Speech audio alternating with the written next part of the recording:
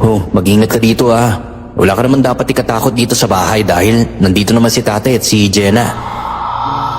Wala ba siyang ginagawa sa'yo na hindi maganda, ha? Yun bang parang hindi mo gusto? O sino man po ang gumawa niyan sa inyo, sana itigil niya na po yan. Malakas po kasi ang kutob ko na binarang po kayo eh.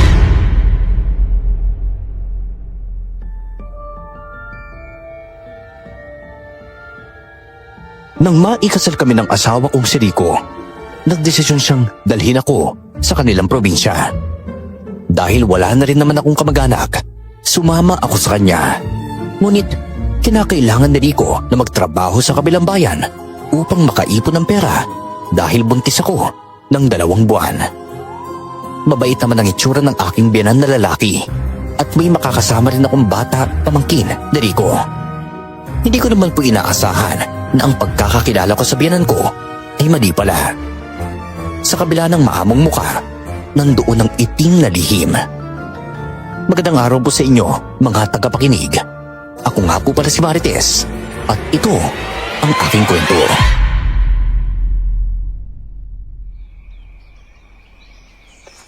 Oh, mag-ingat ka dito ah. Wala ka naman dapat ikatakot dito sa bahay dahil nandito naman si tatay at si Jenna. Magtiis ka na lang muna sa bahay. Hayaan mo kapag nakaluwag tayo magpapatayo tayo ng sarili nating bahay. Ano ka ba? Ayos lang naman sa akin na dito tayo tumira sa bahay ng tatay mo. Nag-aalala kasi ako sa iyo eh. Basta ha, kapag nandun ka na mag-ingat ka palagi. Tsaka iwasan mo makipag-away sa mga kapwa mo construction boy ha. Medyo kontrolin mo rin ang pag-inom ng alak. Oo naman, alam ko na yun. Mag-ingat ka rin dito ha, lalo na't buntis ka. Huwag mo akong poproblemahin dahil makakasama yan sa kalasugan ninyo mag-ina. Kailan ka nga pala uuwi? Kada Sabado raw ng gabi. Tapos balik na naman kami sa Lunes ng umaga. Tama-tama lang para makapag-ipon tayo hanggang sa mga anak ka. Madami kasi akong pangarap na mga gamit na gusto kong bilhin para sa magiging anak natin Rico, alis na mga kasama mo, baka may iwan ka doon. Huwag kang mag-alala. Ako nang bahala kay Marites. Nandito naman si Jenna na makakatabi niya sa pagtulog Maraming salamat po taya. Pinagkatiwala ko sa inyong asawa ko at ang buhay na magiging abo po ninyo. Oo naman. Mabait si Marites kaya wala magiging problema dito. Sige na, umalis ka na. Ingatan mo sarili mo doon ha. Opo, alis na po ako tay. May Marites. Ibang habiling ko ha. Jenna, samahan mo palagi ang ating Marites mo. Opo, tita. Habang papaalis si Rico, nakaramdam ako ng lungkot. Ito ang unang pagkakataon na hindi kami magkakatabing matulog bilang mag-asawa. Siguro, naninibago lang ako at alam ko naman na darating din ang panahon na masasanay ako. Marites, pumasok na tayo sa loob. Huwag ka na malukot, iha. Hindi ka naman iiwan ng asawa mo Magtatrabaho siya para sa inyo na magiging anak mo. Alam mo, sa totoo lang ang swerte mo talaga sa anak ko. May bukod sa mabait masipag pa. Opo, tay. Sobrang bait at sipag ni Rico. Hindi ko po pinagsisisihan na nagpakasal po ako sa kanya at sumama dito. Jenna, kumain na kayo ng almusal doon ni Marites sa loob. Opo, Lala. Alis pala ako ha. Baka gabihin na ako sa pag-uwi mamaya. Magsara kayo na maayos ang pinto. Baka pasukin kayo ng mga tambay dyan Marites, huwag ka palang lumalabas ng bahay kapag ikaw lang. Maganda ka pa naman. Baka matipuhan ka ng mga manyakis dito. Tumango na lang ako kay Tatay Using. Maayos naman ang lahat simula nang umalis si Rico sa bahay. Ngunit paglipas ng ilang araw, napapansin kong kakaiba na ang kinikilos ni Tatay Using. Panay ang sunod niya sa likuran ko at minsan pa, nahuhuli ko siyang nakatitig sa akin habang nagluluto ako.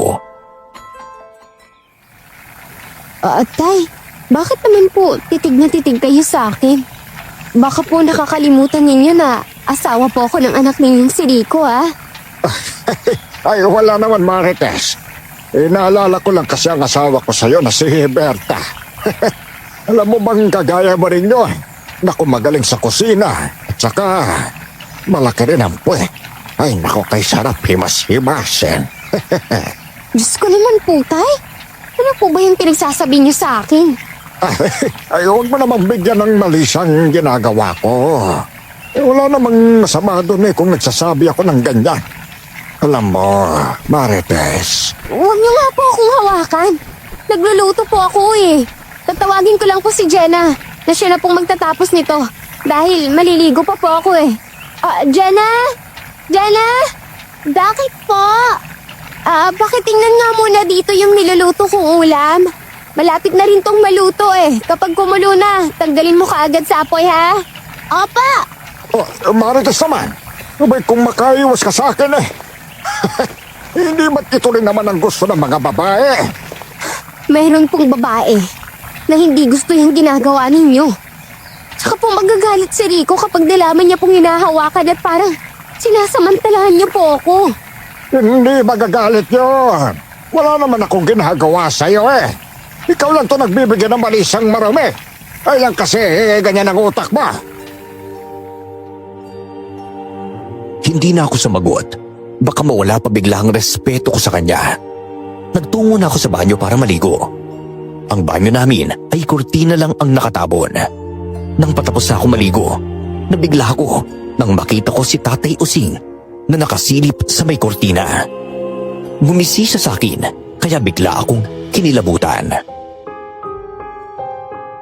Kanina niyo pa po ba ako pinagmamasdan? Kanina pa nga. Hindi nakapagtataka kung bakit nagustuhan ng anak ko ikaw Maganda ka at sexy kahit nabuntis. Po, Tatay Using naman! Bakit niyo naman po ako pinagmamasdan habang naliligo? Bastos po pala kayo Huwag mo akong pinagsasabihan ng ganyan Huwag ka nakakalimutan mo. Nakikitira ka lang sa pamabahay ko. Abay palayasin kaya kita ngayon, Huwag po kayong mag-alala. Kapag nakauwi na po si Rico, sasabihin ko sa kanya na uupa na lang kami. Kaysa naman po dito, pinabastos po ninyo ako Wala ka talagang respetong babae ka!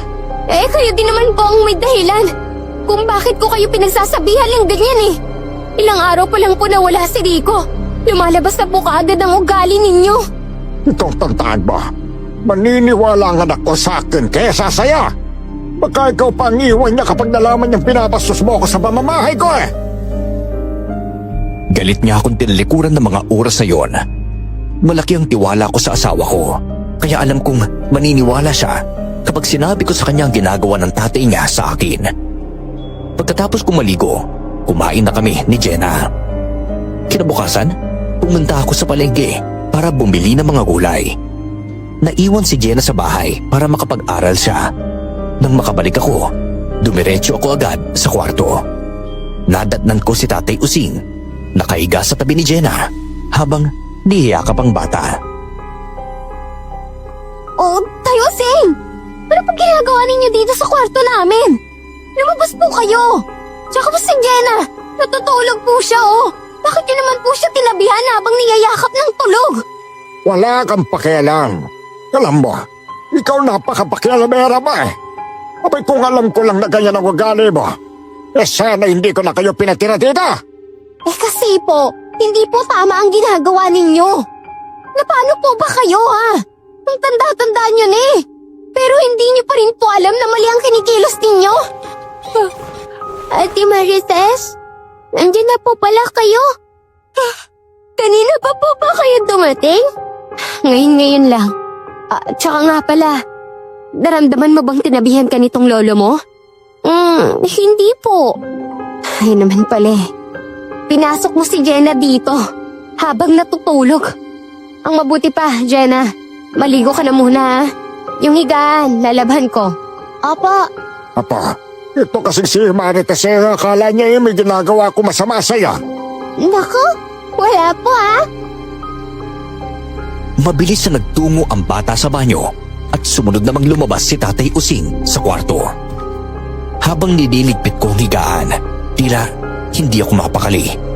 Pakiramdam ko, may ginagawa na naman si Tatay Using na hindi maganda. Pagkalabas ko ng kwarto, nahuli ko siyang nakasilip sa loob ng banyo. Nagpapanggap pa siyang tila nagpupunas ng mesa habang nakatingin ako sa kanya. Pati sarili mong apo sinisilipan mo? Anong sinisilipan ang pinagsasabi mo? Abay, nakikita mo ba itong ginagawa ko, ha? Nagpupunas ako ng mesa! Nagpupunas? Hindi po ako bulag. Makakarating lahat ng to kay Rico. Mabuti na lang po at umalis siya. Kaya nalaman kong totoong ugali ninyo. Buisit ka talaga babae ka eh! Kung ayaw mong silipan ko si Jenna, pwede ikaw na lang. Nagseselos ka yata eh. Nakakadiri po talaga kayo. Tapos na pa akong maligo. Nga po. Ay, mukhang mabango ka na nga. Tapos dalagang-dalaga ka na. Abay, dati-rati sanggol ka pa lang. Lumilipas din po kasi ang panahon, Lolo. Pumasok ka na sa kwarto ko, Jenna, at magbihis. Apa? Sinundan ko naman si Jenna sa loob ng kwarto at kinausap ang bata. Inusisa ko siya tungkol sa mga nangyayari roon sa bahay noong wala pa kami. Naging matapat naman sa akin ang bata. Simula po nung maliit pa po ako, si Lolo naman po talaga ang katabi ko. Kaya hindi pa ako nahihiyang tumabi po siya sa akin. Minsan nga po, kapag naglalambing siya, palagi kami naglalaro ng bahay-bahayan eh. Wala ba siyang ginagawa sa'yo na hindi maganda ha? Yun bang parang hindi mo gusto? Wala naman po. Mabait po si Lolo. Baka po naglalambing lang po siya sa akin kanina kaya nadatnan mo siyang nakahiga sa tabi ko. Jenna, ang lolo mo kasi, nakita kong sinisilipan ka habang naliligo, alam mo ba yon? Tinitingnan niyo lang po ako kung tama ang paraan ng pagliligo ko sa sarili ko. Minsan pa nga po, siya ang nagpapaligo sa akin eh. Huwag po kayong mag-alala. Kapag po may ginawa siya sa akin na hindi maganda, sasabihin ko po sa inyo kaagad. Oo ha? Sige, sabihin mo sa akin kaagad yan ha? Palagi kong binabantayan si Jenna sa bawat kilos niya sa bahay. Kahit sabihing paglalambing lang yun ni Tatay Using sa bata, alam kong may mali. Kulang pa si Jenna sa unawa, kaya ang akala niya normal lang ang lahat. Madalas na umiiwas sa akin si Tatay Using pagkatapos ng lahat. Siguro dahil napagtanto niyang alam ko na ang mga masasama niyang kilos sa bata. Isang umaga, nagkasabay kami sa kusina. Nasagi niya ang bandang hita ko. Alam kong sinadya niya yun, kaya hinarap ko siya at galit na pinagsabihan. Masyado naman pong maluwag ang daanan para masagi niyo po ang hita ko. Sinasadya niyo po talagang hipuin ako ha? Ano sinasadya? Abay, hindi ko nga napansin na nandiyan ka eh. Tsaka narinig ko pala sinabi mo kay Jenna kagabi ha? Tama bang pinagsabihan mo ng gano'n ang apo ko ha? Tinuturuan mo sa magbigay ng mali siya sa ginagawa ko sa kanya. Pinaglalambing lang naman ako ah. Kung para po kay Jenna, paglalambing lang ang lahat ng ginagawa ninyo. Para naman sa akin, hindi. Alam ko kung anong pagkakaiba ng lambing sa kabastusan. Ang tanda-tanda na ninyo. Pero malibog pa rin kayo. Pati sarili ninyong apo minamanyak ninyo. Ang lakas naman ng loob mong pagsabihin ako ng ganyan. Ay, tandaan ba? Bahay ko to. Kaya kung anong gusto ko, iyon ang mangyayari. Tatanda ka rin, babae ka. Magsisisi ka na binabastos sa sinasagot mo ako dito sa pamamahay ko. Kumanda lang po kayo. Kapag nakauwi si Rico, sasabihin ko sa kanya lahat. Ako pa tinatakot mo ah. Hindi ako natatakot kay Rico. Opo, hindi nga po kayo takot sa kanya ngayon. Pero kapag nalaman niya ang totoo, dun ka na matakot. Lolo? Ate Marites, nagtatalo po ba kayo? Itong asawa ng tiyo mo, sinasagot ako eh. Walang respeto. Dapat alam niya kung paano sa lulugar. Padabog na lumabas si Tatay Using sa bahay at pabagsak niyang sinara ang pintuan. Naiwan kami ni Jenna na nagtititigan. Tumabi sa akin ang bata at pinilit na ngumiti. Nang sumapit ang gabi, nagpapahinga na kami ni Jenna. Nakarinig ako ng parang may kaluskus sa ilalim ng higaan namin. May plastik kasing nakalagay doon sa ilalim. Parang may tumagapang. Kaya Kaya kaagad akong bumangon. Napasigaw ako nang makita ang dalawang malaking alupihan. Kulay itim na gumagapang paakyat sa higaan namin. Jenna, bumangon ka! May alupihan dito! Malalaking alupihan! Baka mapasukan ng tenga mo! Po? Nasaan po? Nandito sa baba oh! Gumagapang papunta sa higaan natin! Kailangan nating patay ng mga nilalang na yan! Sandali lang po ah! Kukunin ko lang po ang itak! Tumabi po kayo dyan! O sige, bilian mo ah! Saan kaya galing yung alupihan na to? Sa ilalim ata ng lupa kasi malamig ang panahon eh. Mabuti nilang may plastic na nakalagay dito. Kasi kung wala, baka pumasok na ang mga nilalang na to sa tenga ko. Nandito na pa ako, Ate Marites. Tabi po, tatagain ko po lahat ng mga alupihan na yan. Teka, kaya mo ba ha? Oo naman po. Ayan, patay na po silang lahat. Ay, madalas bang may lumalabas na alupihan dito? Delikado to eh. Lalo na't kaya nilang gapangin ang higaan natin mula sa lupa. Wala naman pong lumalabas na alupihan dati. Ngayon lang po. Baka po sa lamig ng panahon kaya po sila nagpapakita. Kaya nga eh, nakakatakot naman. Pumalik na lang po tayo sa pagtulog. Ay, teka, ano nangyayari dito? Bakit may narinig ako sumisigaw kanina? Lolo, may nakita po kasi kaming alupihan dito. Alupihan? Saan naman nagaling ang alupihan? Hindi nga po namin alam eh. Buti na nga lang po nakita kaagad ni Ate Marites. Ay, naku, akala ko kung ano nangyayari eh. May pasigaw-sigaw pa kayo nalalaman. Alupihan lang naman ang nakita ninyo. Ay, naku, bubalik na nga kayo sa pagtulog. At huwag kayong maingay ha. Nakaka-istorbo kayo eh. Sige po, babalik na po kami sa pagtulog. Ay, hindi man lang nag-alala ang lolo mo sa atin. Apo niya naman tong dinadala ko eh.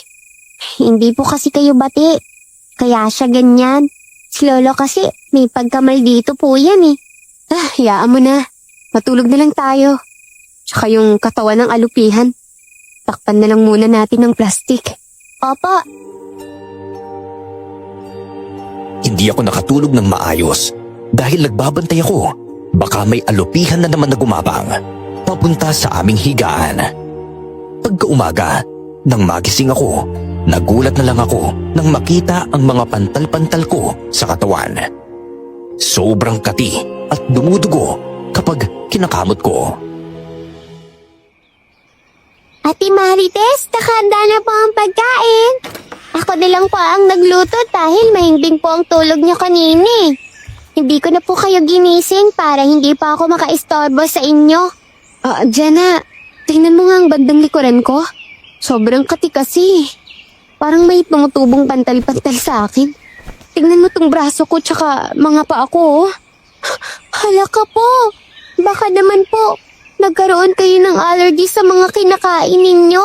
Kaya kayo nagkakaganyan. Hindi po ba kayo pwedeng uminom ng gamot? Wala naman akong ibang kinain kagabi kundi manok na adobo lang eh. Baka naman po nagkataon lang yan. Ang mabuti pa po, iligo niyo na lang po yan. Baka po pagkatapos mong maligo, mawawala na din po yan bigla. Ay, sana nga lang talaga eh. Kasi hindi ko na kaya ang kati. Nagmamadali ako maligo at pagkatapos ay nagpapainit sa labas ng bahay. Habang nagpapainit ako, napansin naman ako ng isang babaeng nagwawalis sa kanilang bakuran. Nilapitan niya ako, saka ako kinausap. Iha, ikaw bang asawa ni Rico? Ako nga po. Uy, kumusta ka naman riyan? Tsaka, ano nangyayari sa'yo? Mabuti naman po. Hindi ko na rin po alam kung bakit nagkakaganito ang balat ko eh. Basta po nung magising ako kanina, bigla na lang po akong nakaramdam ng panghangate. Tapos may mga pantal na ako sa katawan ko. Totoo bang buntis ka? Ay mabuti naman at nakasundo mo ang biyanan mo. 2 buwan po akong buntis. Mga pagtatatlong buwan na po. Medyo maayos naman po kami ni Tay Osing. Mabait naman po siya. Baka sa una lang siya mabait. Pero wag mo nang sabihin na sinabi ko ha. Mag-iingat ka sa kanya. Bakit naman po ako mag-iingat? Basta, Ay, Marites! Abay, bakit ka nagkikipag-usap kung kani-kanino lang, ha? Ay, naku, buntis ka pa naman, Iha. Hindi ba't binilinan ka na ni Rico na huwag lumabas ang bahay, ha? Nagpapainit lang po ako. Teka, na paano yung katawan mo? Bakit nagkakaroon ng pantal-pantal? Hindi ko nga rin po alam eh. Ewan ko ba? Basta bigla na lang po ako nagising na may ganito na eh. Ay, naku, pumasok ka na sa loob at meron tayong pag-uusapan. Sige po. Hindi ko naman maaaring ipakita sa babaeng iyon na may galit ako kay Tatay Using. Pumasok ako sa loob ng bahay at sumunod siya sa likuran ko. Sabay kaming kumain tatlo ng umagang iyon. Ay, Jana, ikaw nang bahalang magpaliwanag kay Marites kung anong dahilan para wag siyang makipag-usap kay Pina. Nakipag-usap po kayo kay Ate Pina? Yung babae dyan sa tabing bahay? Oo, kasi nakita niya ako kaya lumapit siya para makipag-usap. Ate Marites, marami pong umiiwas sa babaeng yun eh. Kasi po, sabi po nila aswang daw po siya. Kahit si Aling Lydia na isang albularya ay nagsasabi ng ganun. Ano? Tama yun, Marites. Kaya nga si Jenna na lang ang inuutusan ko na sabihin sa iyo ang lahat eh. Baka isipin mong sinisiraan ko si Pina. Kaunting ingat lang. Baka madukot yung anak mo. Mag-iingat po talaga ako. Basta po, kahit sino po ang kumausap sa inyo dyan, magsabi po kayo ng puwera aswang. Dito po kasi sa amin, kapag nagsabi ka ng ganun, hindi ka po mauunahan ng spirito nila. Kumbaga po, parang hindi ka po nila makukuha, ganun. Tatandaan ko yan, Jana. Tsaka yung pantal-pantal mo sa katawan. Hihingian ko yan ng langis kay Aling Lydia. Kahit na hindi ko gusto ang ugali mo dahil masyado kang palapo na sa ginagawa ko. Aba, hindi naman kita pwedeng pabayaan. Abaya po ko yung dinadala mo. At ayaw ko sabihin ni Rico na pinapabayaan kita. Maaga akong nakaramdam ng antok, kaya natulog na rin ako kaagad. Hanggang sa kalagitnaan ng tulog ko, nagising ako na parang may gumagapang sa aking hika. Kaagad akong bumangon at mabilis na bumalikwas sa higaan nang makita ko ang alupihan. Jana! Tulungan mo ako! May alupihan na naman! Jana! Gumising ka! Ano pong nangyayari? Asan na po ang alupihan? Ayan! Gumagapang na ang hayop na yan sa hita ko! Diyos ko! Baka pinasok na ng lintik na yan ang tiyan ko! Huwag po kayong mag-alala. Papatiin ko po ang alupihan. Dito lang po kayo Kukunin ko lang po ang itak. Delikado po kasi na. Hawakan po yan Oo. Pakitawag na rin si Tatay Using. Baka may maitulong siya sa atin Opo. Akala ko, iisang alupihan lang ang nandoon. Ngunit laking gulat ko nang may lumalabas pa sa ilalim ng unan ko. Nakakatakot pagmasdan ang kanilang mga itsura. Malalaki, may itim at gumagapang ng mabilis. Napaatras ako nang makitang gumagapang sila papalapit sa kinaroroonan ko. Jana, bilisan mo! Ay, Marites! Ano ba sinasabi ni Jenna na mayroong alupihan? Hindi! Oo nga! Saan ang galing ang mga yan? Halika na, Jenna! Tulungan mo akong patayin ng mga yan! Opo! Pangalawang gabi na kami nakakita ng alupihan dito. Bakit po ba ito nangyayari? Lintik kang alupihan ka! Ano po ko yata ang gusto mong kainin? Tingnan po natin sa ilalim ng higaan natin. Baka po meron pa mga alupihang nagtatago dito. Inangat namin ang unan, kumot at banig na hinihigaan namin. Buti na lang, wala na ang mga alupihan. Nakahinga ako ng maluwag na mga oras na iyon. Ngunit humahapdi na naman ang mga pantal-pantal ko sa katawan. Humahapdi na, kumakati pa. Kaya hindi ko alam kung kakamutin ko ba o titiisin ko na lang. Tay Using, hindi pa rin po ba kayo nakakuha ng langis dun sa albularya? Hindi ko na po kasi talaga kaya ang pangangati at hapdi nitong balat ko Bukas ng umaga na lang ako pupunta doon. Masyadong marami akong ginawa kanina Abay, nakita niyo naman na buong araw ako doon sa bukid. Mabuti pa, Huwag mo nang pabalikin si Rico sa trabaho niya para babantayan ka. Abay, mahirap na. Baka ako pa ang masisi kapag may nangyaring masama sa inyo. Wala akong obligasyon sa inyo ng pagbubuntis mo, ha? Pero kita mo, dahil pangako ang tatay, eh. Alam nga naman po na hindi natin tutulungan si Ate Marites. Aba, hindi ko naman sinasabing hindi ko siya tutulungan. Mga alupihan na yan, ay panay ang balik dito.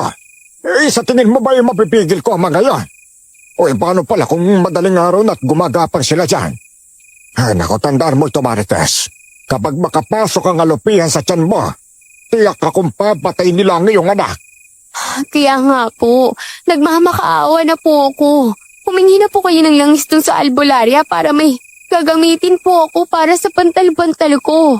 At humingi rin po kayo ng tulong kung ano yung gagawin natin para masangga ang mga alupihan. Para lang po sa apo ninyo, ang dinadala ko. Nang sumapit ang umaga, wala si Tatay Using sa bahay. Naisipan kong umikot para magkaroon ng bagong kakilala. Si Jenna naman ay naglalaban ng mga damit niya sa bahay, kaya iniwan ko siya doon. Habang naglalakad ako, napadaan ako sa harap ng bahay ni Pina, ang babaeng sinasabi nilang aswang. Teka, ikaw ba ang asawa ni Rico? Ay, nakakagulat naman po kayo. Oo po, ako nga po. Ako nga pala si Estilo. Ako naman si Marites. Paano ko nga pala? Naikwento pala ni Pina na nagkakapantal-pantal ka. Totoo nga pala, akala ko nagbibiro lang siya. Ay, ilang araw ko na rin kasi itong dinaramdam eh. Sobrang sakit nga eh. Sobrang sakit ng pangangati. Wala naman akong magawa kundi tiisin na lang to. Baka naman nagka-allergy ka lang. Teka, nasan pala ang biyanan mo? Teka, ayan na pala si Pina eh. Oy, Pina, halika rito. Estilo, bakit mo naman kinakausap ang babaeng yan? Alam mo bang nagagalit si Mang Using? Wala naman po si Tay Using. Umalis siya papuntang bukid. Kaya pala nakalabas ka sa bahay ninyo. Matanong ko nga po pala kayo. Sa inyo po ba may lumalabas din pong alupihan? Alupihan? Nakita kong nagkatinginan sina Ate Pina at Kuya Estilo ng mga oras na yun. Parang nag-uusap ang kanilang mga mata. May ibig sabihin ang mga titig nila na hindi ko mawari. Nais ko sanang malaman kung ano ang kahulugan ng kakaiba nilang titigan, kaya nag-usisa ako. May problema po ba? May lumalabas din po bang alupihan sa inyo? Wala. Sa amin din. Wala ding lumalabas sa alupihan eh. Estilo, ano kaya kung sabihin na lang dati sa kanya ang totoo? Karapatan niyang malaman kung anong uri ng tao kanyang tinutuluyan. Ano? Baka malaman ni Mang Using at magagalit siya sa atin. Hindi po ako magsasabi sa kanya, pangako. Ano po ba kasi ang gusto niyong sabihin? Parang awan niyo na po, ipaalam niyo naman po sa akin ang dapat kong malaman. Ganito kasi yan, Marites. Basta wag mo sasabihin sa kanya yung mga nalalaman mo sa amin, ha? Si Mang Using kasi ay dating mambabarang. Gumagamit siya ng mga alupihan bilang instrumento para kontrolin at alipinin ang mga babaeng gusto niya. Bakit? May gusto ba si Mang Using sa'yo? Hindi ko rin po alam eh. Ang alam ko lang, minsan kaming nagtalo nung nakita ko siyang sinisilipan ako. Minsan pa po, nagbibiro po siya sa akin. Pero puro kabastusan. Isang beses niya rin po akong sinagi sa hita ko habang nakaupo ako sa kusina namin. Ay nako, baka natipuhan ka ng matandang yon. Abay, mahilig talaga yan sa mga medyo bata eh. Mga kaedad mo, ganyan. Ay nako, mag-iingat ka, Marites, ha? Hindi siya ang taong dapat pagkakatiwalaan. Ayokong isipin na binarang ako ni Tatay Using, pero hindi ko maiwasang matakot. Lalo na, tugma ang sinabi ni Kuya Estilo sa mga pinapakita niyang ugali sa akin. Lumipas ang 1 linggo, umuwi na rin si Rico. Hindi ko muna sinabi sa kanya ang aking natuklasan dahil ayaw ko siyang biglain. Ngunit ng gabing yon, nag-inuman sila ni Tay Using sa labas ng bahay. Masinsinan silang nag-uusap. Tahimik pero seryoso ang mga mukha. Hanggang sa lumipas ang 1 oras, pumasok na si Rico sa kwarto namin. Hindi naman siya gaanong lasing. Tama lang ang ininom niya. Doon na ako naglakas ng loob na magsumbong. Rico, alam mo naman kung gaano kita kamahal, hindi ba? Oo naman. Bakit ba? Ano bang problema? Ano kasi, hindi ko alam kung maniniwala ka sa sasabihin ko. Si Tay Using kasi, parang pinagsasamantalahan ako habang wala ka. Sinisilipan niya ako habang naliligo at puro kabastusan ang sinasabi niya sa akin. Kinukumpara pa nga ang katawan ko sa katawan ng nanay mo raw dati. Alam mo, huwag mo nang pansinin si tatay. Matanda na yan eh. Wala siyang lakas sa loob na ganyan. Nagawang ka ng masama. Alam niya kasing magagalit ako sa kanya eh. Naniniwala ka ba sa sinasabi ko sa'yo? Hindi. Ikilala ko ang tatay ko, no. Kaya hindi ko naniniwala na kaya kanyang pagsamantalaan. Baka sadyang marumi lang yung utak mo. Ano? Itong nangyayari sa akin na nagkakaroon ako ng pantal-pantal at minsan pa. Na may gumagapag na alupihan. Dito sa higaan, kagagawan din yan nata ng tatay mo eh. Ano? Ika nga. Bakit mo naman sinisisi ang bagay na yan kay tatay, ha? May nakapagsabi sa akin na dating mambabarang ang tatay mo. At sinabi niya na alupihan raw ang ginagawa niyang instrumento. Nababaliw ka na ba, ha? Ano ba nangyayari sa'yo, Marites? Kilala ko ang tatay ko. O ba isang linggo lang ako nawala, nagkakaganya ka na kagad? Alam mo, sa totoo lang, may sinabi nga pala sa akin si tatay eh. Madalas ka raw umaalis ang bahay at nauuhuli ka niya nakikipag-usap sa ibang kalalakihan. Hindi totoo yan. Ano? Gusto mo bang sabihin na nagsisinungaling ang tatay ko? Ganon! Oo, nagsisinungaling siya at hindi ko alam kung bakit. Galit na tumayo si Rico mula sa pagkakaupo sa hinihigaan naming papag. Sa sobrang galit niya, naitapon niya ang lampara namin sa sahig. Kaagad ko namang pinatay ang apoy, lalo na't gawa sa kawayan ang sahig ng bahay.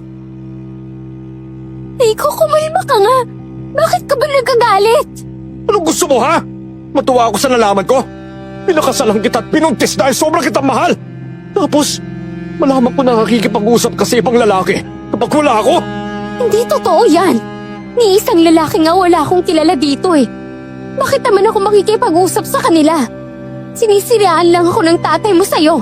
Maniwala ka naman sa akin. Minamanyak ako ng tatay mo kapag wala ka. Ano ba pinagsasabi mo, ha? Oo. At hindi lang ako ang minamanyak niya. Pati ang pamangkin mo. Ano ba? Hindi gagawin yan ni tatay. Hindi niya gagawin ang bagay na yan. Para klaro na to, bukas sa bukas, uusisahin ko siya kung totoo ang sinasabi mo. Pagsapit ng umaga, tinanong nga ni Rico si Tay Using. Nandyan din ako, tahimik na nakikinig sa kanilang usapan. Madiin na sinasabi ng matanda na hindi raw niya magagawa ang pinaparatang ko sa kanya. Habang nagsasalita siya, ramdam kong totoo sa kanya ang galit, pero hindi ang mga salita. Abay, bakit ka ba gumagawa ng kwento, Marites? Halimbawa mo damot ang ugali ng asawa mo. Para bang bumili siya ng ulam sa palengke pero hindi ako tinirhan. Kaysa wala daw naman akong trabaho. Tapos ngayon sisiraan mo pa ako sa anak ka. Ano? Saan niyo naman po nakuha yan? Na hindi ko kayo binigyan ng ulam? Imbento po talaga kayo, Tay Using eh. Tsaka totoo po ang sinasabi ko na binabastos niyo ako nung wala si Rico.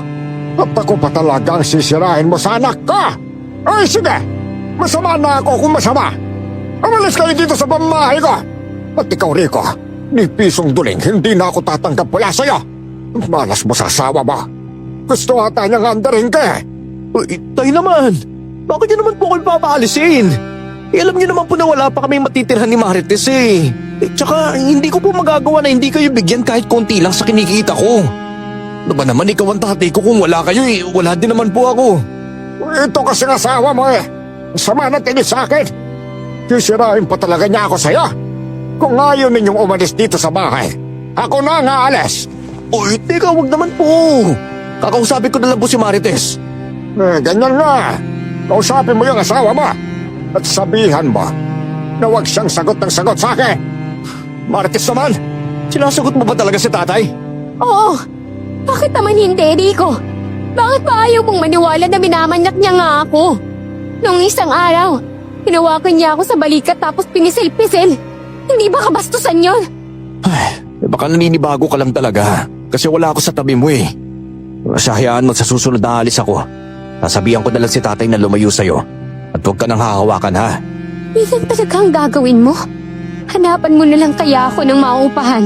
Isasama ko si Jenna sa akin. Ano ba, buntis ka Marites?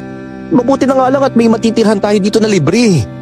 Kailangan natin makaipon para sa darating mong panganganak eh. Hindi ako magsasayang ng pera dahil lang sa kapraningan mo. At dahil 2 araw lang naman si Rico sa bahay, hindi niya nasaksihan ang paglabas ng mga alupihan. Ngunit kung kailan naman siya umalis, saka lumabas ang mga ito. Nagising ako sa gabi na parang may gumagapang sa pusod ko. Nang itaas ko ang aking damit, nakita ko ang alupihan na lumabas sa aking pusod. Sobra akong natakot na mga oras na yun. Nagsisigaw ako na malakas at lumulundag sa sobrang takot. Tulungan niyo ako! May alupihan na lumabas sa pusod ko! Tulong! Mga kapitbahay! Tulungan niyo ako! Tulong! Ate Marites, bakit naman po kayo nagsisigaw at umiiyak? May nakita na naman po ba kayong alupihan? Hindi lang nakita. Kundi lumabas pa talaga sa pusod ko. Natatakot ako baka kinakain na ng alupihan ng bata sa sinapupunan ko. Ano po? Diyos ko naman po! Anong nangyayari dito? Ay, Marites, bakit ka sumisigaw na malakas? Abay, nakakabulabog ka ng mga tao sa paligid eh! Tayo, Sing! Tulungan niyo naman po ako. May alupihan na lumabas sa pusod ko. Ito, tingnan niyo. Parang may lalabas na naman. Itaas mo yung mga damit mo! Ito po. Hindi. Oo nga po. May lumalabas na alupihan sa pusod ninyo. Biglang may dumating na mga kapitbahay para kumustahin kami. Nandoon sina Ate Pina at Kuya Estilo. Lahat sila nag-aalala para sa akin. Nakita nila ang mga alupihan na gumagapang sa higaan at sa sahig namin. Teka, bakit maraming alupihan ang gumagapang dito? Lumabas po ang 2 alupihan sa pusod ko. Tulungan niyo naman po ako. Ako na gagawa ng para, Marites. Humingi ako ng tulong kay Aling Reja pero hindi ko pa siya nakikita hanggang ngayon eh. Oo nga. Eh, bakit hindi mo siya nakikita? Uy, baka nagtatago sa akin ang matantag yon dahil may utang pa siya sa akin. Ay nako, sa susunod Marites, huwag kang sisigaw ng malakas. Uy, kita mo na. Nagkakagulo yung mga chismosa dito sa bahay natin eh. Uy, baka nga isa sa mga chismosa na yan ang gumagawa ng ganyan sa'yo. Ay naku, baka silang nagpapadala ng mga alupihan upang takutin ka. Hindi na magbabago ang kutob ko na si Tatay Using ang gumawa ng ganoon sa akin. Pero nakikita ko rin na nag-aalala siya. Lalo na sa aking pinagbubuntis. Pagkaumaga, may dala nga siya sa bahay na langis galing daw sa albularyo. Kaagad kong ipinahid iyon sa aking balat na puno ng pantal-pantal. Nakakarating pa nga sa mukha ko ang mga sakit na tumutubo sa aking katawan. Hanggang sa nagsasalamin ako, nakita ko si Tay Using na nakatitig sa akin. Mabilis ako lumingon, ngunit si Jenna ang nakita ko. Jenna? Po? Bakit po parang takot na takot po kayo? Wala. Ano kasi, ang akala ko nandito si Tatay Using. Si Lolo? Wala po si Lolo. Ako lang po ang nandito. Habang nakatingin sa inyo, huwag po kayo mag-alala. Darating din po ang panahon na mawawala rin po ang pantal ninyo sa mukha at balat. Nasira po tuloy ang kagandahan ninyo. Ay, hindi naman mahalaga kung nasira ang ganda ko eh. May asawa na ako at pagkakaanak na balang araw. Ang kinakatakutan ko lang, baka may masamang mangyari sa magiging anak namin ni Rico. Dahil sa alupihan na yun. Wala po yan. Maniwala po kayo sa akin. Kung sino man po ang gumawa niyan sa inyo, sana itigil niyo na po yan. Malakas po kasi ang kutob ko na binarang po kayo eh. Jenna, alam mo bang may nakapagsabi sa akin na baka si Mang Using din ang may kagagawan nito? Oh? Hindi naman po mambabalang si Lolo eh. Ano? Pero bakit sabi nila dating mambabarang si Tay Using? Ewan ko po. Basta po, maniwala po kayo sa akin. Hindi po mambabarang si Lolo. Habang nag-uusap kami, biglang umihip ang malakas na hangin. Parang nabingi ako sa bulong ng hangin na dumadaloy sa paligid. Boses ni Tatay Using ang naririnig ko at gusto niya akong angkinin. Hindi! Ayoko! Kahit anong mangyari, hindi ako magpapaangkin sa'yo! Ayoko! Lubayan mo na ako! Ate Marites, ano na naman pong nangyayari? Si Tatay Using, bumubulong siya sa akin na gusto akong angkinin. Noong una pa lang, alam ko nang may pagnanasa sa akin ang matandang yun eh. Paano naman po siya bubulong? Gayang wala naman po siya dito. Tsaka wala din po akong naririnig eh. Basta, binabarang nga talaga ako, Jenna. Sana pala, hindi ko nalang pinabalik si Rico sa pagtatrabaho. Ngayon ko siya kailangan eh. Marites! Yan na! Gising pa ba kayong dalawa? Bubuksan ko lang po ng pinto si Lolo. Wag, para mo nang awa, Jenna. Wag, natatakot ako sa lola mo. Po, bakit naman po kayo matatakot sa kanya? Basta, wag mo siya pagbuksan ng pinto ha. Pwede ka namang sumagot. Natutulog tayo eh. Sige na, sumigaw ka na lang. Sige po. Lola, nagpapahinga na po kami ni Ate Marites. Sabihan mo yung Ate Marites mo na huwag niyang kalimutang magpahid ang langis para tumuyo yung mga sugat ng pantal niya sa katawan. Apa! Dahil hindi naniniwala sa akin si Rico sa mga sumbong ko noon, sa kapitbahay na lang ako humingi ng tulong. Alam kong hindi din ako makakaasa kay Tatay Using, lalo na hindi ko alam kung tunay nga ba siyang nagmamalasakit o nagpapanggap lang.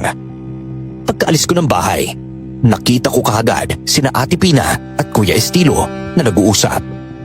Lumapit ako sa kanila upang magtanong. Ate Pina, Kuya Estilo, mabuti naman po at nadatnan ko po kayo dito. May itatanong lang po sana ako. Oh, ano naman yun, Marites? Teka, kamusta ka na pala? May lumalabas pa rin bang alupiya sa tiyan mo? Hindi na po naulit ang pangyayaring yun. Pero natatakot pa rin po ako. Lalo na po, hindi ko alam kung ano po ba talaga ang dahilan ng nangyayari. Wala nang ibang gumagawa niyan sa'yo, kundi ang biyanan mo eh. Kaya kung ako sa'yo, lalayas na ako niyan. Ano po bang kailangan kong gawin para mapatay ang alupihan na yan? May binigay po na lang si Aling Ridja kay Tay Using. Nagagamit ko na po kahit papano.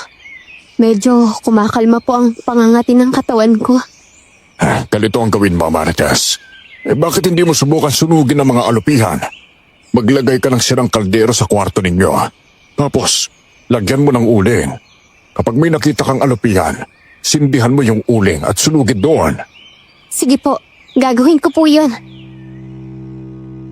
Nang makabalik ako sa bahay, nagganap nga ako ng lumang kaldero pero wala akong nahanap. Nakita ko naman ang isang malaking kawali na hindi ginagamit. Kaya iyon ang kinuha ko. Nakita ko si Tatay Using, kaya kaagad niya akong sinita. Ay! Ano na naman binabalak mo sa kawali ng asawa ko, ha? Mahigpit niyang pinili sa akin na huwag gagalawin ang mga gamit niya. Hiramin ko lang po ito, Taya. Ibabalik ko rin naman po bukas. Ano nga ang gagawin mo, ha? Anong panggagamit mo dyan? Ay, basta lang po. Ay, naku, ibalik mo nga dyan sa lalagyan. At saka saan ka man nanggaling kanina, ha? Umamin ka nga, Marites. May iba ka bang lalaki, ha?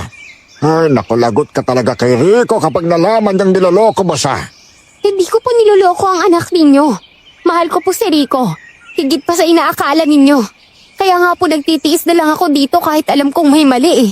Balang araw, si Rico na rin po ang makakakita kung ano po talaga ang nangyayari. Ay, bahala kayo sa buhay ng mag-asawa. Alam mo, nagmakaawa pa ako kay Aling Ridja na bigyan ka ng langis. Eh sa totoo lang may bayad yun eh. Pero binawas ko na lang sa utang ni Aling Ridja sa akin. May pasalamat ka at mahal ko ang apo kong dinadala mo. Dahil kung hindi, pababayaan talaga kita dyan. Ayaw niya talagang ipahiram sa akin ng kawali, kaya binalik ko iyon sa lagayan. Nang sumapit na ang gabi, kinuha ko ulit ang kawali. Alam kong tulog na si Tatay Using sa ganoong oras. Nagtaka naman si Jenna nang makita niyang bitbit ko iyon papasok sa kwarto. Magluluto po ba tayo dito, ate? Oo. Lulutuin natin ang mga alupihan na nagpapakita dito. Ayon daw sa sinasabi nila, kailangan ko raw sunugin ang alupihan para hindi na bumalik. Marami na po tayong napapatay na alupihan, pero mukhang hindi po sila nauubos eh. Sabi nga po ni Lolo, parang pinapadala ata ng mangkukulam. Di bale, ngayong gabi, sisindihan natin ang alupihan na makikita natin. Sige po, kompleto po talaga ang dala ninyo. May uling at lighter pa. Bukas ng umaga, huwag mong banggitin sa lolo mo ang gagawin natin ngayong gabi ha. Opo. Hindi ako nakatulog ng gabing yun dahil binantayan ko ang mga alupihan kung sakaling may lumitaw. Hanggang sumapit na ang 12:00 ng gabi, nagsimula na naman akong makaramdam ng kakaiba sa aking pusod. Parang may gumagapang doon palabas. Itinaas ko ang aking damit at nakita ko ang ulo ng alupihan. Gusto kong sumigaw sa takot, pero dahil ayaw kong malaman ni Tatay Using ang gagawin ko, kinalma ko na lang ang sarili ko. Sinindihan ko ang uling at ginising si Jenna. Ate, lumitaw na po ba ang alupihan? Oo, meron na. Tingnan mo tong sa pusod ko. May lumalabas na namang alupihan. Kailangan pong idiretso natin sa nagbabagong uling ang alupihan na yan. Oo, tatayo na lang ako dito sa harap ng kawaling may uling. Sana po pagkatapos nito, hindi ka na po labasan ng alupihan sa pusod. Kawawa naman po ang sanggol niyo dyan. Jenna, natatakot ako para sa magiging anak ko. Hindi ko alam ang gagawin ko. Lalo na't ang tiyo Rico mo ay hindi naniniwala sa akin. Ay, magdasal lang po kayo ate.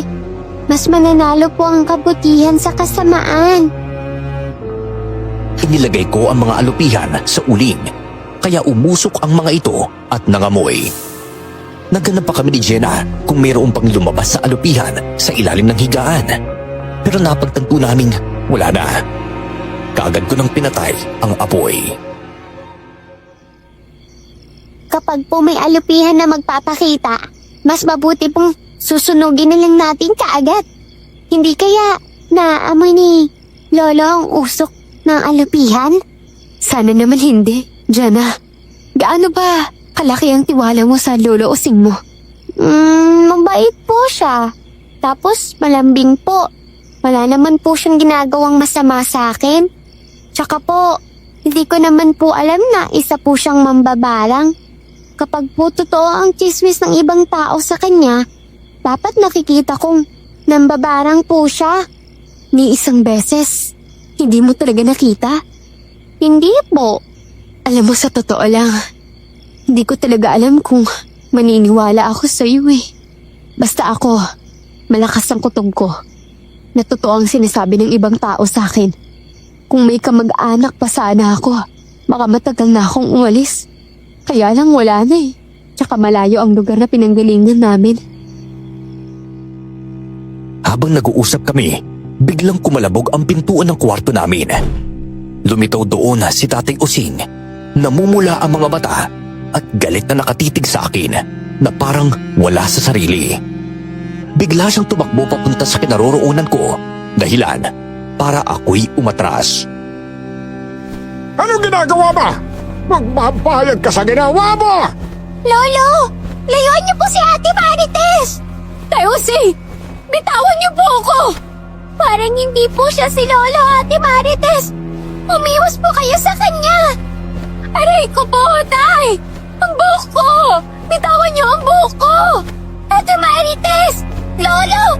Itigil niyo yan! Huwag niyo pong sasaktan si Ate Marites! Buntis po siya! Humingi ka ng tulong dyan sa labas! Papatayin ako ni Tayo Sing kung walang aawat sa kanya! Opo! Tila sinapian ng daan-daang alupihan si Tatay Using. Gusto niya akong patayin sa bugbog. Pinoprotektahan ko lang ang tiyan ko para hindi tamaan ng suntok, siba at sampal niya. Namumula ang mga mata niya sa galit at may kakaiba sa kanyang lakas. Maya-maya, bumalik si Jenna kasama sina Kuya Estilo at Ate Pina. Oy, Mang Using! Itigil mo nga yan! Baka mapatay mo si Marites kapag patuloy mo siyang binubugbog eh! Tay! Tama na po! Mila, alisin natin ang matandang to sa kwarto nila. Tulungan mo ako! Alisin niyo na po si Lolo! Para po kasi sinasaniban ng masamang espiritu sa ginagawa niya eh! Kami na bahala sa kanya, Jenna! Nang hilahin ni Kuya Estilo si Tatay Using palayo sa akin, biglang nanghina ang matanda. Muntik na siyang matumba sa sahig at nagtataka habang nakatingin sa paligid. Hindi ko na alam ang sumunod na pangyayari dahil dinala na siya ni na Kuya Estilo at Ate Pina sa labas. Ate, pasensya ka na po ah. Medyo natagalan akong nakabalik. Marami na po akong sinabihan doon na tumulong pero ayaw po nilang makialam. Gusto ko na sana pauwiin ang tiyunghin mo. Si Tay Using, mukhang hindi siya tao. Para siyang alupihan kanina at gusto niya akong patayin. Jenna, siya nga talaga ang may kagagawan nitong lahat. Nagpapanggap lang siya nag-aalala sa akin. Hindi ko rin po alam. Pero nagpapasalamat po ako at hindi kayo napaano. Nagkaroon nga kayo ng pasa, pero hindi po kayo nakunan. Sana po, kapag malaman ito ni Tito Rico, maisipan niyo na pong dumito na lang muna para alagaan kayo, pati na rin po ang sanggol sa tiyan ninyo. Sana nga talaga, Jenna. Nanghihina na ako. Hindi ko na alam kung anong gagawin ko. Sobrang sakit ng katawan ko. Pagkaumaga noon, halos hindi ako makatayo. Swerte ko na lang dahil hindi natamaan ang tiyan ko sa anumang pambubugbog ni Tay Using kagabi. Maaga akong nagising para sana makausap si Tay Using. Kaya lang, maaga naman itong umalis. Pasensya na po talaga kayo sa ginawa ni Lolo. Kaninang umaga kinausap ko po siya. Ihingi ko na lang po siya ng tawad sa inyo. Sabi niya, hindi daw po niya sinasadya ang nangyari. Alin ang hindi niya sinasadya? Yung pagbubumbog? Halos patayin niya na ako. Hindi ko nga rin po alam kung bakit nagkaganon ng biglaan si Lolo eh. Jana, alam mo ba ang bahay ni Aling Ritja? Samahan mo naman akong pumunta sa kanya para makahingi ako ng tulong. Opo, alam ko po. Pero, kaya niya po bang maglakad papunta doon? Kakayanin ko. Ngayon na tayo umalis hanggat hindi pa nakakabalik si Tay Using. Sige po. Nagmadali kami ni Jenna na pumunta sa bahay ni Aling Ritja. Marami ang nakatingin sa amin. Tiyak akong may alam sila sa nangyari sa bahay kagabi. Nakasalubong namin si Kuya Estilo. May bitbit siyang mga tuyong kahoy. Oh, Jenna, saan kayo pupunta? Nagyaya po kasi si Ate Marites na pumunta kami sa bahay ni Aling Ritja. Mabuti naman naisipan mo yung Marites. Kung noon pa lang naglakas loob ka ng umalis at pumunta sa albularyo, baka hindi mo na yan naranasan. Ang kinakatakot ko lang baka makunan ka. Kailangan ko po kasing malaman kung saan nanggagaling ang alupihan. Ang mas malala pa po, pagkatapos kong masunog ang mga alupihan kagabi, nagsimula akong makaramdam na para bang may gumagapang sa tiyan ko. Hindi lang isa kundi marami. May kawawa naman kayo na magiging anak mo. Ito kasing si Rico sobrang laki ng tiwala sa tatay niya. Hindi ko naman po alam na isang mambabarang si Lolo Baka nga po imbento niyo lang yung ganong kwento. Isa pa, hindi ko po siya nakitang may ginawang masama. Malalaman niyo yan mamaya kapag nakarating na kayo kay Aling Ridja. Bilisan ninyo yung paglalakad dahil medyo may kalayuan ang bahay na matandang yon. Nandun pa yung sa gitna ng mga kakahuyan sa may tabing ilog. Sige po, tara na Jenna. Bilisan pa natin. Kung tutuusin, sobrang sakit ng katawan ko. Pero kailangan kong tiisin.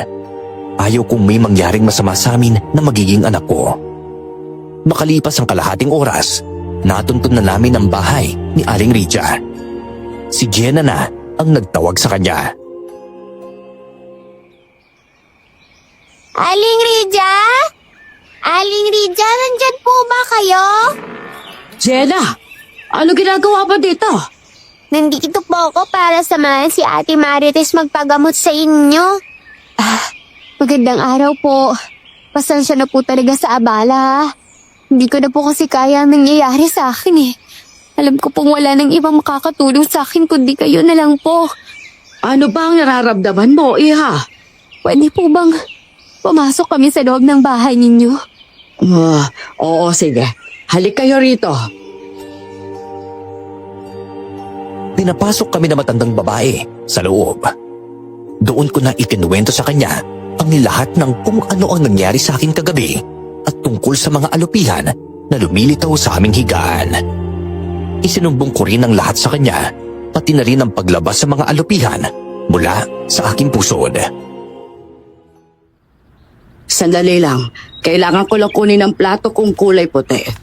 Ayan na naman po, Aling Ridja. Nararamdaman ko na naman po mga kumagapang sa tiyan ko. O eto na. Itaas mo lang damit mo para makita ko ang iyong tiyan. Sinasabi nga po nila na si Lolo daw po ang mambabarang. Pero hindi ko naman po siya nakitang nambarang eh. Hindi naman talaga mambabarang ang lolo mo. Eh nung nakaraan, nandito siya sa akin. Humingi ng langis para daw sa sugat sa balat. Binigyan ko naman. Binigay niyo po sa akin yun? Kung hindi siya mambabarang, edi sino po ang may gawa nito sa akin? Magsasagawa lang ako ng ritual upang malaman ko mga nangyayari. Sana nga lang hindi maging tama ang kutob ko kung saan galing ang barang na tumama sa iyo. Inilapag niya ang puting plato sa aking tiyan at nagsindi ng kandila. May kung ano-ano pa siyang ginamit na mga dahon. Sinusunog niya yun at nangangamoy sa loob ng bahay. Nakaluhod na matanda habang nagsasamba sa rebulto ng Panginoon. Maya-maya pa, natapos niya ang kanyang ritual. Humarap siya sa akin.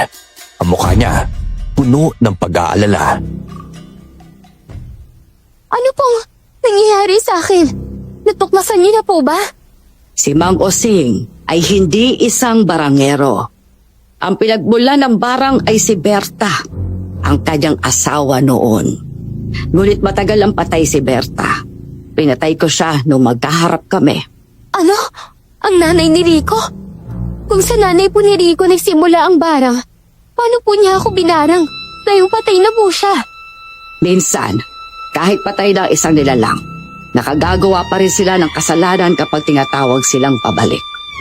Ang alupihan na siyang sigbi ni Berta, kung tawagin, ay naiwan kay Mang Osing. Ginagamit niya ang mga alupihan para palitawin ang kanyang libog at makontrol kanya. Kung ganun, siya nga ang may kagagawa nito sa akin. Pero paano po nagawa ni Lolo to? Wala ka bang napapansin sa kwarto niya? Wala po. Ay, alam ko na. Madalas na po siyang umaalis ngayon, papunta sa bukid. Hindi po kaya doon niya ginagawa ang ritual? Posible. Bumalik ka dito bukas na umaga para magamot kita. Kailangan nating tunawin ang mga alupihan na namamahay sa tiyan mo nang sa ganun, hindi nila magalaw ang anak mo. Maghahanap pa ako ng mga sangkap na ipaiinom ko sa'yo. Sobrang nagpasalamat ako kay Aling Ridja ng mga araw na yon. Biglang gumaan ang pakiramdam ko dahil sa wakas, gagaling na ako. Nang makauwi kami sa bahay, nadatnan kong nandoon na si Rico at si Tatay Osing. Umalis na rin kagad ang matandang lalaki nang dumating kami. Pero dinala niya sa kwarto niya si Jenna. Kaya bigla akong nag-alala para sa bata. Naiwan kaming dalawa ni Rico. Saan ka naman ang galing, ha? May mahalaga lang kaming inaasikaso ni Jenna. Mahalagang bagay? Nagagalit nga si tatay kasi sinasama mo pa ang bata nang hindi ka malang nagpapaalam. Kasi iniintindi mo pa ang tatay mo? Tingnan mo ang itsura ko. Binugbog ako kagabi ng tatay mo. Hindi ka man nang naawa sa akin o sa batang dinadala ko sa sinapupunan ko. Naawa ako sa'yo, pero hindi ko matanggap ang ginagawa mo eh. Kaya ka binubugbog ni tatay dahil nahuli ka raw niyang nakikipaghalika sa ibang lalaki. Di ba? Kasama mo pa nga si Jenna eh. Hindi totoo yun ah. Jenna! Lumabas ka nga dyan sa kwarto! Bakit po? Anong sinasabi ng lolo mo na nahuli niya raw si Marites na nakikipaghalika sa gitna ng kalsada, ha? Kasama ka ba raw? Totoo po yun. Kaya po siya sinakta ni Lolo kagabi. Pasensya na po talaga, Ate Marites. Hindi po kita kayang pagtakpan kay Tito Rico. Napalingon ako kay Jenna na ngayon ay nakayuko na ang bata. Tila takot at nahihiya. Sunod namang lumabas sa kwarto ang matandang lalaki. Halos hindi makatingin sa akin. Bago pa man kami makapag-usap ni Rico, naunahan na ako ni Tay Using. Sinisigurado niya talagang mapapaniwala niya ang kanyang anak. Pasalamat ka't mahal kita eh. Alam mo, kung hindi, baka higit pa dyan ang bugbog na gagawin ko sa'yo eh. Kung ganun, naniniwala ka nga sa imbentong ginawa ng tatay mo. Hayaan mo, kapag gumaling na ako, aalis ako dito. Ano? Oo, Rico. Iiwan na kita. Total palagi lang naman yung tatay mo ang pinakikinggan mo eh. Isa ka pa, Jenna. Ang sinungaling mo. Walang katotohanan ang sinasabi mo. Nandun ka kagabi nang binubugbog ako ng lola mo sa kwarto. Huwag mo nga pagalitan si Jenna, ha? Apo ko yung kausap pa. Ayop kang babae ka. Teka, tama na po, Tay. Sige na, Marites. Pumasok ko na sa kwarto. Nagdadabog akong pumasok sa loob ng kwarto. Gusto ko na talagang umiyak. Pero ginawa ko na ang lahat para mapigilan ang luha ko. Nang sumapit ang umaga, tulog pa silang lahat. 5:00 iyon nang magdesisyon akong umalis ng bahay.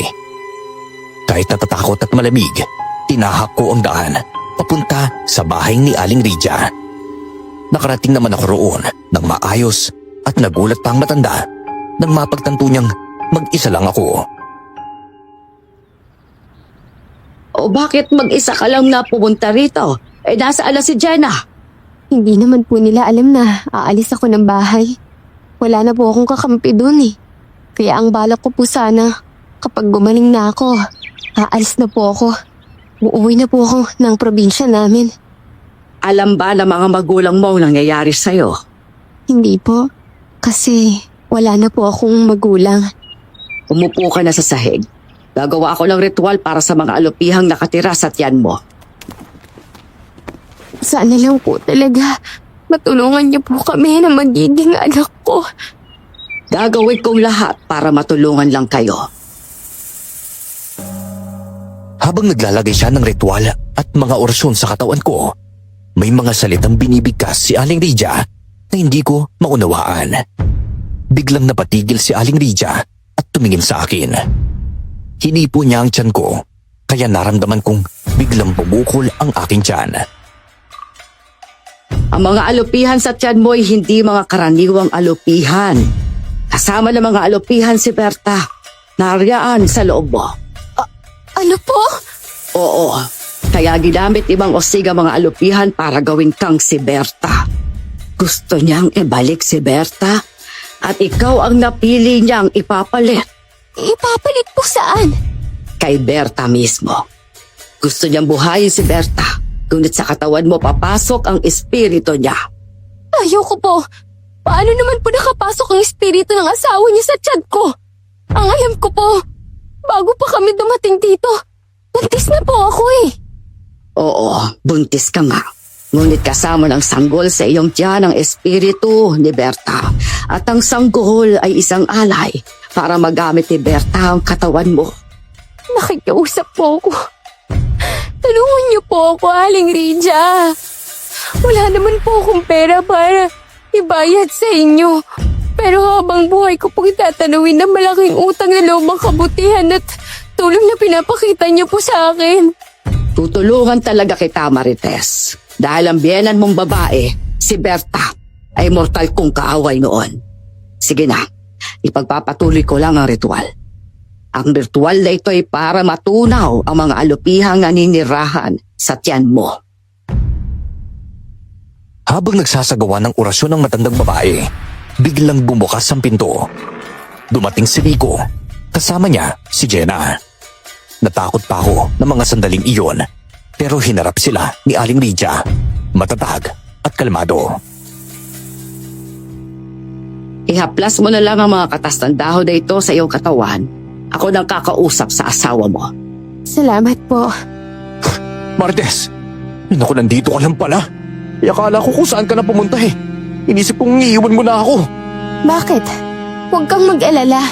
Kapag tuluyan na akong gumaling, aalis na talaga ako. Gusto kong maisilang ang magiging anak ko sa tahimik na lugar. Ano ba, huwag ka namang umalis, pakiusap naman oh. Ayoko na, Rico. Sa tingin ko, mas kailangan ka ng tatay mo ngayon. Samahan mo na lang siya habang buhay. Huwag kang mag-alala sa akin. Kayang-kaya ko ang sarili ko. Dumating ang asawa mo sa bahay ko na may namamahay na mga alupihan sa kanyang tiyan. Ang gumawa noon ay ang tatay mo. Alam mo naman yata ang bagay na yon, hindi ba, Rico? Aling Lydia, gawin niyo na po ang lahat para matulungan ang asawa ko. Pasensya ka na talaga kung hindi ako naniwala sa lahat ng sinumbong mo sa akin na. Hindi ko naman kasi talaga akalain na magagawa ni tatay ang mga bagay na yun eh. Kung ganun, naniniwala ka na sa akin? Oo, naniniwala na ako sa'yo. Sana pala nung una pa lang, pinaniwalaan at pinakinggan na kita. Si Jenna ang nagpapatunay na masamang tao nga talaga ang tatay ko. Patawarin mo ako ah. Ang tatay mo, may binabalak na masama sa akin. Gusto niyang gamitin ang katawan ko para maibalik ang nanay mo. Ano? Tama, Rico. Gusto na tatay mong ibalik ang nanay mo at ang katawan na gagamitin niya ay ang katawan ng asawa mo. Ipapasok niyang kaluluwa ni Berta sa katawan ni Marites. Sa katunayan, ang espiritu ng nanay mo ay nasa sinapupunan na ni Marites. At ang sanggol ay pinagbubuntis ng asawa mo ay maaaring maging alay para magtagumpay ang pagbabalik ng nanay mo. Ano ba? Hindi ako makakapayag na mangyari ang bagay na yun. Kung ganon, tatapusin ko ang ritual. At may tuturo ako sa inyong dapat ninyong gawin para hindi magtagumpay ang tatay mo. Sige po. Pinatapos si Aling Lydia ang ritual. May tuyong dahon siyang tinapal sa tiyan ko at may hinaplas siyang lagis na malamig sa balat. Biglang nawala ang mga gumagapang sa tiyan ko. Habang may hinahandag gamit si Aling Lydia na pinadadala sa amin, naghintay muna kaming tatlo. Tahimik habang pinagmamasdan ng matanda na abala sa kanyang mga orasyon. Ate Marites, patawarin po ninyo ako sa nangyari kahapon. Natakot lang po kasi ako kay Lolo, kaya sumang-ayon na lang po ako sa sinasabi niya. Ay, kaya ka ata dinala dun sa loob para takutin ka. Opo, pero kanina po, sa sobrang pag-aalala ko po sa inyo, isabi ko po ang katotohanan kay Tito Rico. Ang akala ko po kasi, tumakas na kayo dahil sa galit at sama ng loob. Hanggang sa naisipan ko na po na baka bumalik kayo dito. Patawarin mo talaga ako, Marites ha. Hindi ko sinasadya ang lahat. Mas pinaniwalaan ko ang tatay ko na walang kwenta kaysa sa'yo na asawa ko. Kawawa ka naman, puro pasapa hanggang ngayon ng mukha at balat mo. Hayaan mo na. Ang gusto ko lang naman, Rico, ay lumayo tayo sa kanya. Saka gumaling na rin ako. Ako na ang bahala kay tatay. Kung ipaglalaban niya pa rin ang gusto niya, kami na talaga ang magtutuos. Kaya niyo po ba si Lolo? Oo naman no. Nabanggit rin sa akin ni Jenna na nakita niya raw si tatay na may bitbit na alupihan papunta sa bukid nung nakaraang araw. Bakit hindi mo sa akin sinabi, Jenna? Takot po kasi ako kay Lolo eh. Sa totoo lang po, hindi naman niya ako nilalambing dun. Nadatnan mo siya sa kwarto. Pinagbantaan niya po ako. Ubod talaga ng kasamaan si Tatay Using dahil sarili niyang apo nagawa pa niyang bantaan. May binigay na libro sa akin si Aling Lydia. Makapal, luma at amoy insenso. Ang mga nakasulat doon ay puro Latin, mga salitang hindi ko maunawaan kung ano ang ibig sabihin. Pero ramdam kong malakas at makapangyarihan ang taglay ng bawat pahina.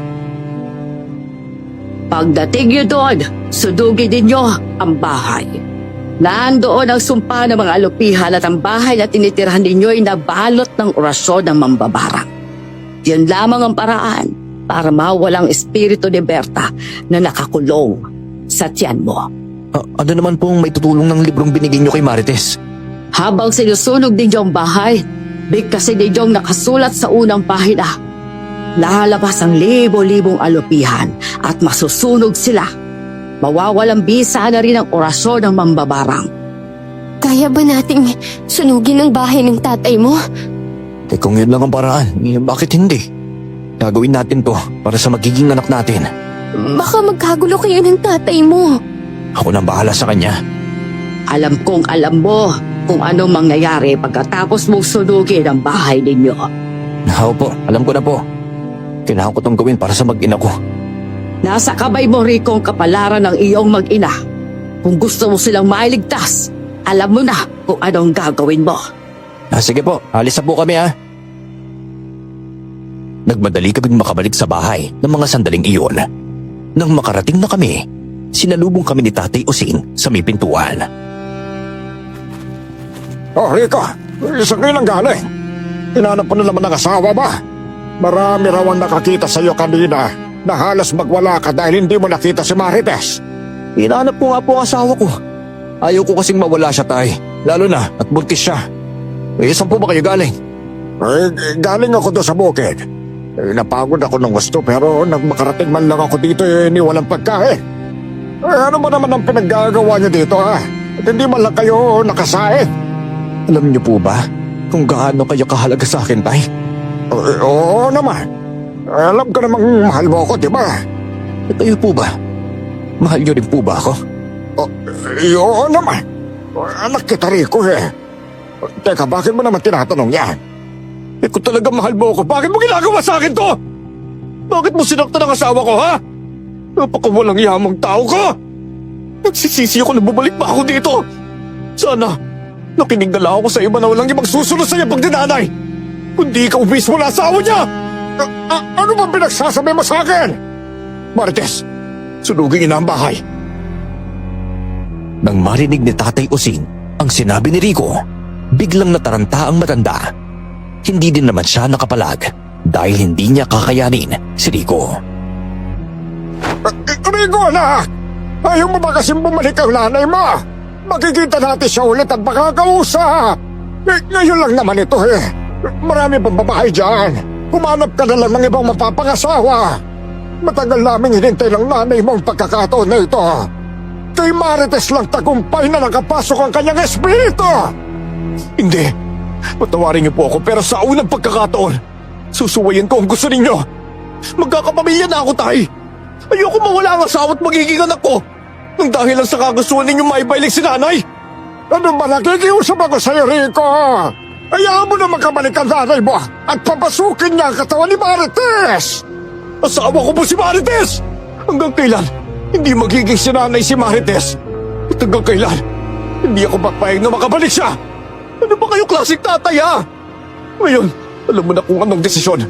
Sasaktan mo ba ako, ha? Sige, parangin mo ako gaya ng ginawa mo kay Marites. Lagyan mo rin ng alampiyan ang tiyan ko. Hindi ko naman magagawa yun dahil anak kita. Magagawa niyo po. Kasi kung talaga mahal niyo ako bilang anak, sana hindi niyo sinaktan ang asawa ko. Dahil alam niyo masasaktan ako eh. Tito Rico, sisinggan na po namin ni Ate Marites ang bahay. Lumabas na po kayo. Sisimulan ko na rin ang pagbibigkas ng mga nakasulat dito sa libro. Talaga bang hindi na magbabago pa siya mo? Hindi lang. Galit na hinila ni Rico si Tay Using palabas ng bahay.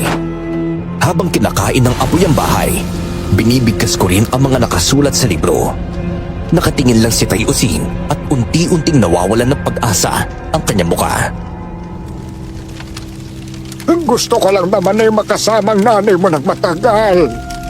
Pero pinatay siya ng albularyong iyon. At hindi ko naman nakalain na pati ikaw eh. Mismong anak namin eh. Walang ginawa para maibalik siya. Bakit pa natin ibabalik ang taong matagal lang na mayapa, Tay? Akala ko matanggap yun ang pagkawala ni nanay, ha? Kahit nasa malayo ko, ikaw ang iniisip ko. Kaya ako dinala ang asawa ko dito eh. Gusto sana kitang alagaan sa pagtanda mo pero dahil sa ginawa mo, nawalan na ako ng gana. Nawalan ka ng gana dahil mas pinili mong babae niyan kaysa sa akin. Dahil gusto ko magkaroon ng pamilya, Tay. Nahunawahan ko. Patawarin niyo ako. Alam kong kabubuhian mo ako. Pero ito lang ang dapat kong gawin para maprotektahan sila sa'yo. Tapos ko nang basahin ang laman ng libro. Hindi nakaimik si Tay Using. Napalahod ito sa lupa habang nakatingin kay Rico. puno ng lungkot ang mga mata ni Tay Using. Hindi ko alam kung bakit naaawa ko habang pinagmamasdan ko siya. Rico, ano ang susunod na mangyayari kapag tapos na nating sunugin ang bahay ninyo? Ang susunod na mangyayari, lilipat tayo ng tirahan. Bukod doon, ano pa? Tito, bakit po parang nangihina po si Lolo? Alam ko, nito talaga ang mangyayari. Kapag sinunog natin ang bahay, mamamatay din si tatay. Ngunit kailangan natin gawin ang bagay na to para maibalik sa normal ang lahat eh. Kung mawawala si tatay, tiyak akong hindi na makakabalik ang espiritu ni nanay. Ano? Ibig mo sabihin, mamamatay ngayon mismo ang tatay mo? Oo, at hindi ang sunog ang papatay sa kanya. Tawarin mo ako, Rico. Pakiusap. Patayin niyo na nga, boy. Hindi na kita mapapatawad pa. Kailangan mo mawala sa landas namin, tay. Para hindi ka na makapanakit pa. Habang pinagmamasdan namin si Tay Using na nangihina, nabigla kami nang magsilabasan ang mga alupihan sa loob ng bahay na nasusunog. Saktong dumating ang mga tao para mag-usisa sa nangyayari. Gusto sana nilang patayin ng apoy, ngunit pinigilan sila ni Rico at natakot din sila nang makita ang mga daan-daang alupihan. Ang mga alaga ni Aling Berta ng mga alupihan noon, nagsilabasan na naman sila. Lumabas na sila sa bahay kung saan sila nagtatago. Sila ang papatay sa ama ko.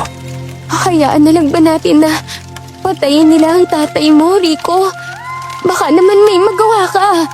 Paano kung may pagkakataon pa ang tatay mo na magbago? Hindi na. Wala na akong magagawa. Kapag hindi namatay si tatay, kayo ang mawawala sa akin eh. Si Lolo po, napapalibutan na ng mga alupihan. Hindi rin ako naniniwala nung una.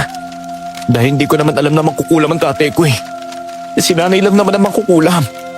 Hindi ako naniniwala na iniwan ni nanay sa kanyang kakayahan niya mangkulam. Tignan niyo mga kasama. Pinupuluputan na si Mang Using ng mga alupihan. Sobrang nakakatakot pagmasdan ang nangyayari. Ang mga alupihan ay pumapasok sa mga mata, tenga, bibig at ilong ng matandang lalaki. Tila hinuhukay ng mga ito ang lamang loob ni Tay Using, kaya nagwawala ang lalaki. Napapikit na lang ako at sa pagdilat ko, naging buto na lang ang katawan ni Tay Using. Alam kong nasaktan si Rico sa nangyari, kaya niyakap ko na lang siya. Patawarin mo ako nang dahil sa akin, nawalan ka ng taong mahal mo sa buhay. Kung nga dapat humingi ng tawad sa iyo eh. Kung nakinig lang sana ako sa mga sumbong mo, baka hindi na humantong sa ganito ang lahat. Sana, hindi na lang kita dinala dito. Hindi mo pa sana naranasan ang ganitong pangyayari. Wala na si Lolo. Wala nang taong tatakot sa akin. Oo, Jenna. Wala na siya. Magsisimula tayo ng panibagong buhay. At kakalimutan natin ang mga nangyari, ha? Lumalaki na ang tiyan mo, Marites. Kailangan bago ba isilang ang anak natin? Maayos na ang lahat. Ay naku, sa wakas naman, namatay na rin si Mang Using. Mga kasama, wala na tayong dapat katakutan. Malaya na tayong makakapunta sa bukid para maghanap buhay. Bakit? Hindi ba kayo nakakapunta sa bukid ninyo? May sarili naman kayo lupa. Ay naku, kung alam mo lang, inaangkin ng tatay mo ang mga lupa namin. Hindi namin binabanggit sa inyo ang lahat dahil pinagbabantaan niya kami. Babarangin niya kami kapag nakarating sa inyo ang kanyang ginagawa. Ay naku, simula ngayon. Malaya na kayong makakapaghanap buhay sa sarili ninyong lupain. Labis na nagpasalamat ang mga tao sa pagkawala ni Tay Using. Matapos sa pangyayari, niligpit ni Rico ang mga buto ng tatay niya.